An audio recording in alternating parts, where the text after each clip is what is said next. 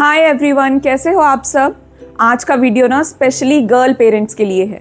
वो girl parents जिनकी बेटियां 10 से 15 साल की एज के बीच में हैं। और ये वो एज है जहां पर ना तो गर्ल्स को समझ आ रहा होता है, ना ही पेरेंट्स को समझ आ रहा होता है कि बेटियां अभी भी छोटी हैं या बड़ी हो चुकी हैं। यही 10 से 15 साल का एज ब्रैकेट ना गर्ल्स और उनके पेरेंट्स के लिए सबसे इंपॉर्टेंट एज ब्रैकेट होता है, क्योंकि इसी एज में गर्ल्स छोटे से बड़े होने की एज में एंटर करती हैं, यानी कि बच्चे से टीन एज होने में एंटर करती हैं। और यही एज ब्रैकेट ना एकदम एग्जैक्ट और सबसे ज्यादा इंपॉर्टेंट एज ब्रैकेट होती है, जहां पर हम अपनी बेटियों को सिखाते हैं कॉन्फिडेंट होना, वैल्यूज और लाइफ स्किल्स। और अगर इसी एज में बेटियों को सही टाइम पर सही गाइडेंस दी जाए तो ये उनके जीवन भर काम आती है, क्योंकि यही वो एज है जहां पर सीखी गई हर एक बात हमें भी आज तक याद है और हमारी बेटियां भी हमेशा याद रखेंगी। तो चलो आज जानने की कोशिश करते हैं कुछ ऐसी बातें जो इस एज में पेरेंट्स को अपनी बेटियों को जरूर सिखानी चाहिए।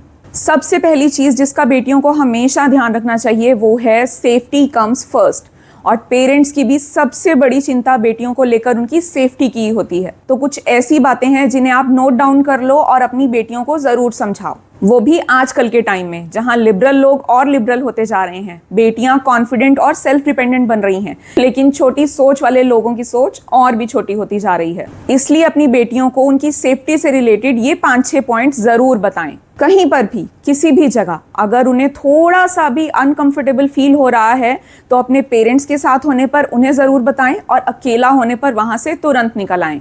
अगर आपको कभी भी कोई अननोन या फिर नोन इंसान ही किसी भी तरह का लालच देकर अपने घर बुलाता है या किसी अलग जगह पर बुलाता है तो कभी भी नहीं जाना, नो कह देना है। अगर आपको कोई लालच देकर कोई बुला रहा है, इसका मतलब उसके पीछे उसका भी कोई लालच छुपा है। नए नए फोन पर एयरपॉड्स लगाकर गाने सुनने की आदत है तो प्लीज कभी भी घर से बाहर जाते हुए इतनी वॉल्यूम पर गाने ना सुने कि आपको आसपास की सराउंडिंग का बिल्कुल भी पता ना चले और कोई आवाज ना आए। पहले तो कोशिश करो अकेले जाते हुए एयरपॉड्स लगाओ ही नहीं, और अगर लगाओ तो उनको स्लो वॉल्यूम में लगाओ ताकि अपने आसपास की आवाजें भी आपको सुनाई दे सकें। अगर स्कूल या ट्यूशन अकेले जाते हो और फोन आपके पास है तो फोन को हमेशा ऑन रखो और फुल रिंगटोन पे रखो, वाइब्रेशन या साइलेंट मोड पर कभी भी नहीं रखना। और कोई भी अजनबी अगर आपसे आपका फोन नंबर या किसी भी तरह की पर्सनल डिटेल मांगता है तो उसको कभी भी नहीं देनी। इनफैक्ट अजनबी लोगों से तो बात करने की भी कोई जरूरत नहीं है।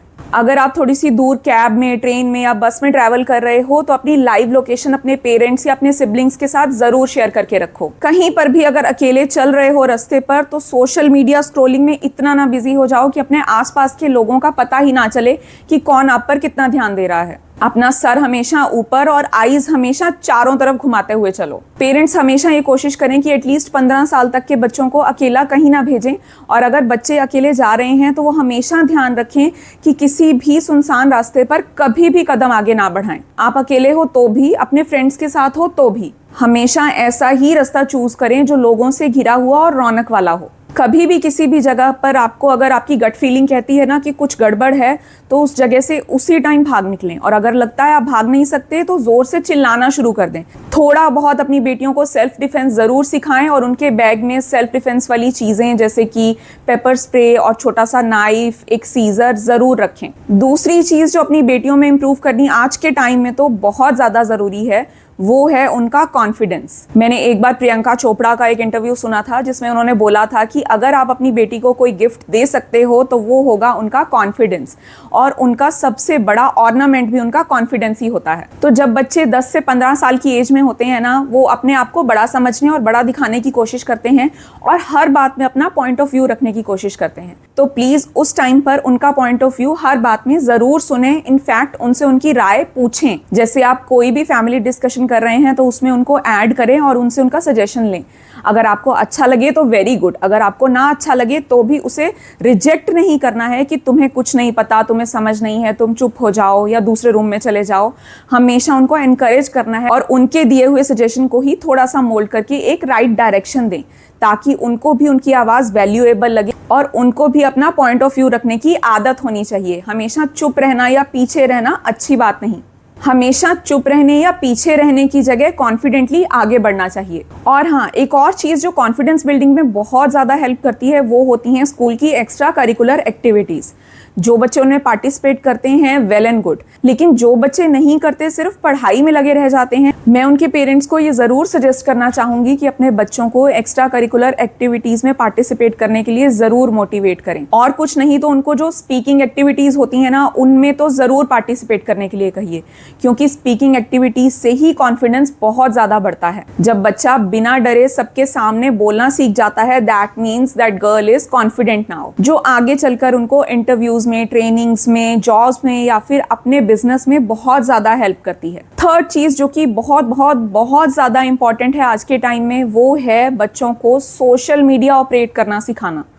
अब कई पेरेंट्स तो ये कहेंगे कि हमारे बच्चे तो अपने आप ही सीख जाते हैं सोशल मीडिया। मैं सोशल मीडिया सीखने की बात नहीं कर रही, मैं उसको सही से ऑपरेट करने की बात कर रही हूँ। सोशल मीडिया पर क्या कुछ नहीं है आज के टाइम में, और ऐसा भी नहीं है कि हम 24 घंटे अपने बच्चों के पास बैठे रहेंगे और उनको चेक करते रहेंगे कि फ़ोन में वो क्या चला रहे हैं और क्या नहीं। तो अपने बच्चों को सोशल मीडिया को अच्छे से यूज़ करना सिखाना बहुत ज़रूरी है। और इस चीज़ में सबसे पहले तो मैं एक बात ये ऐड करना चाहती हूँ कि अगर आपने अभी तक अपने बच्चों का सोशल मीडिया अकाउंट नहीं बनाया है तो very good, clap for you, और बनाने की भी कोई ज़रूरत नहीं है। कई बार हम लोग खुद ही शौक में उनका सोशल मीडिया अकाउंट बना देते हैं और फिर बाद में खुद ही पछताते हैं कि हमारा बच्चा तो सारा दिन रील स्क्रॉल करता रहता है, या फिर अपना सोशल मीडिया हैंडल उनको दे देते हैं कि जाओ इसको देखो और टाइम पास करो, हमें ना डिस्टर्ब करो। लेकिन ऐसा बिल्कुल ना करें।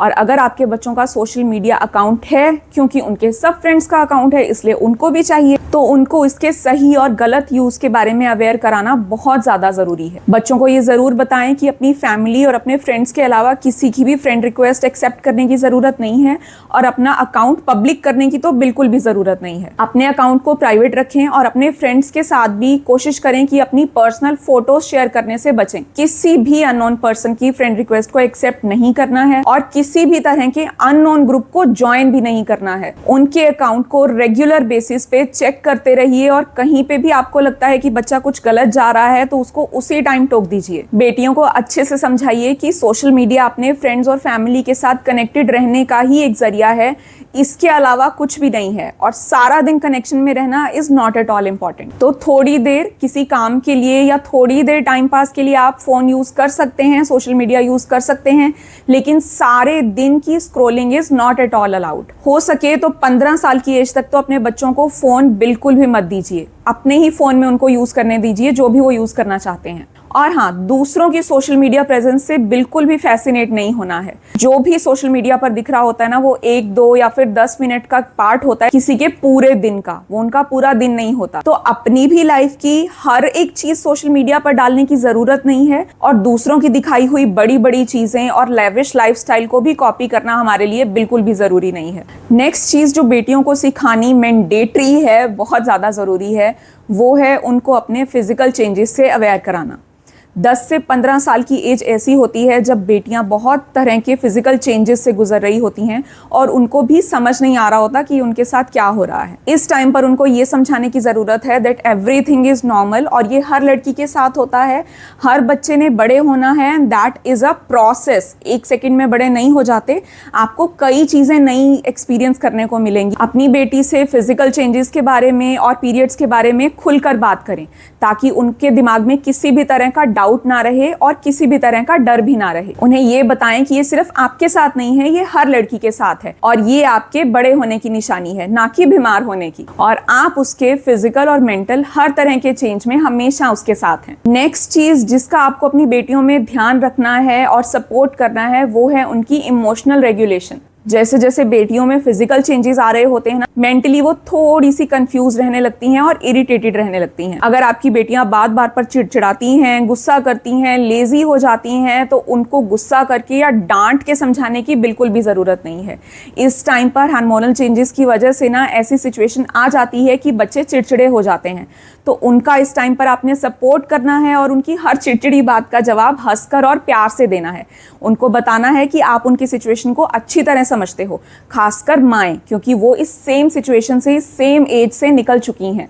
तो वो हमेशा अपनी बेटियों के साथ हैं और उनकी हर चिड़चिड़ाहट को, हर गुस्से को, हर परेशानी को अच्छे से समझती हैं। अगर आप उनको प्यार और सपोर्ट दोगे ना इस एज में, तो वो बहुत अच्छे से नर्चर करेंगी और बड़े होने पर बहुत समझदार बनेंगी। साथ ही इस एज में ना आप उनको नेगेटिविटी से भी दूर रखें। किसी भी तरह की नेगेटिव बात बच्चे को ना बोलें। अगर वो लेजी है तो उसको ये बोलने की ज़रूरत नहीं है कि तुम सारा दिन लेटी रहती हो, कुछ नहीं करती। इनफैक्ट उसको कुछ कुछ काम ऐसे दें जिससे उसको सारा दिन लेटना ना पड़े और वो किसी ना किसी चीज़ में बिजी रहे, ताकि वो भी एक्टिव रहे और आपको भी उसकी लेजीनेस से कंप्लेंट ना हो। नेक्स्ट पॉइंट है एक्सरसाइज। अभी 10-11 साल तक तो बच्चे ना खूब सारी गेम्स खेलते हैं, इंडोर भी और आउटडोर भी। लेकिन जैसे जैसे एज बढ़ती है ना, बच्चों की जो गेम्स की तरफ इंटरेस्ट है ना, वो थोड़ा सा कम हो जाता है और सारा दिन बैठ के टीवी देखना या फोन देखना या फिर पढ़ाई में बिजी हो जाना, इन चीजों में इंटरेस्ट ज्यादा हो जाता है और फिजिकल एक्टिविटी जो है वो उनकी लाइफ से काफी कम हो जाती है। लेकिन यही एज बेटियों की फिजिकल ग्रोथ की भी फाइनल एज होती है, इसलिए उनको एक्सरसाइजिंग करना जरूर सिखाएं। हमें पता है कि इस एज में बच्चे through out the day active तो नहीं रह सकते, लेकिन हाँ, दिन में आधा घंटा या 1 घंटा अगर दे सकते हैं तो किसी भी तरह की एक्सरसाइज को ज़रूर दें। चाहे तो वॉक करें, रनिंग करें, स्किपिंग कर सकते हैं, चाहे तो आप उनको थोड़ा बहुत योगा सिखा सकते हैं। टीवी पर ही योगा लगा के बच्चे योगा कर सकते हैं, और नहीं तो डांस करना तो लगभग हर बच्चे को पसंद होता है। तो आप अपनी बेटियों को कोई भी उनकी पसंद का सॉन्ग चला के दें और उनको बोलें कि आधा घंटा या 1 घंटा आप लोग खूब इंजॉय करो, डांस करो, यानी कि अपनी बॉडी को फिजिकली एक्टिवेट रखो। अगर हमारी बेटी फिजिकली एक्टिव रहती है ना, तो वो मेंटली भी स्ट्रांग बनती है और फिजिकली भी स्ट्रांग बनती है, क्योंकि माइंड भी तो बॉडी का ही एक पार्ट है, और अगर बॉडी नहीं चलेगी तो माइंड कैसे चलेगा। इसलिए बच्चों को एक्सरसाइजिंग की या डांसिंग की या किसी भी तरह की फिजिकल एक्टिविटी की आदत जरूर डालें। नेक्स्ट पॉइंट जो बेटियों को ही नहीं बेटों को भी सिखाना बहुत ज़्यादा ज़रूरी है, वो है बेसिक लाइफ स्किल सिखाना। आजकल के टाइम में ना हर बच्चा पढ़ रहा है, हर बच्चा करियर ओरिएंटेड बन रहा है, और हम भी उनको करियर ओरिएंटेड ही बनाना चाहते हैं। लेकिन इस बीच ना हम बच्चों को लाइफ स्किल सिखाना भूल गए हैं। इसलिए बच्चों को घर के कामकाज ज़रूर आने चाहिए, एटलीस्ट इतने तो ज़रूर आने चाहिए कि वो अकेले अपने आप को सेट रख सकें। जैसे उनको कपड़े धोने आने चाहिए, कपड़े सुखाने, तह लगाने आने चाहिए, अपना बेड बनाना आना चाहिए, बेसिक कुकिंग आनी चाहिए, चाय कॉफ़ी बनानी आनी चाहिए, रोटी बनानी आनी चाहिए, थोड़ा बहुत सब्जी काटना, फ्रूट काटना, ये सारी छोटी छोटी चीज़ें हैं, ये सब आनी चाहिए। अगर उनको ये सारी चीज़ें आती होंगी ना, तो कल को जब वो अकेली पढ़ने भी जाएंगी ना बाहर, तो भी उनको बहुत ज़्यादा प्रॉब्लम नहीं आएगी, क्योंकि वो अपनी मदर्स या फादर्स पर इन सब कामों के लिए डिपेंडेंट नहीं होंगी। उनको पता होगा कि क्या काम किस तरीके से करना है, और उनके लिए जो आने वाली लाइफ है ना, वो थोड़ी सी ईजी और बेहतर हो जाएगी। लास्ट पॉइंट जो कि मेरे लिए बहुत ज़्यादा इंपॉर्टेंट है, जो मैं अपनी बेटी को भी सिखाती हूँ और मैं चाहती हूँ हर एक पेरेंट अपने बच्चे को सिखाए, वो है अपनी सेल्फ एस्टीम को हाई रखना।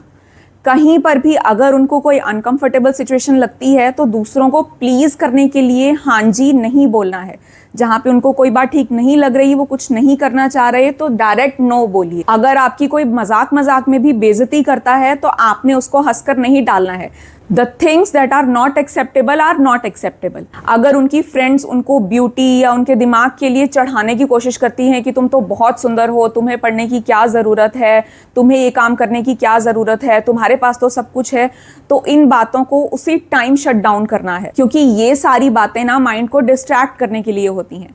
अपनी बेटियों को समझाइए कि उनकी लाइफ का गोल उनके लिए उनकी टॉप प्रायोरिटी होना चाहिए, और बाकी सब चीज़ें बाद में। उनको सेल्फ केयर करना ज़रूर सिखाएं। उनको ये बताएं कि आउटर ब्यूटी के साथ साथ इनर ब्यूटी भी बहुत ज़्यादा इंपॉर्टेंट है। अच्छे फ्रेंड्स बनाएं, वो फ्रेंड्स जो आपके साथ हमेशा खुश रहते हैं, आपसे जेलसी फील नहीं करते और आपको हमेशा मोटिवेट करते हैं, जो आपको आपके गोल से डिस्ट्रैक्ट होने से बचाते हैं और कभी भी आपको गलत गाइडेंस नहीं देते। और लास्ट चीज़ जो आपकी सेल्फ एस्टीम को बनाए रखने में हमेशा आपके काम आएगी, वो है एवर लर्निंग एटीट्यूड। कभी भी ये मत समझिए कि आपको सब पता है, आपको सब आता है, आपको कुछ भी नया सीखने की ज़रूरत नहीं है।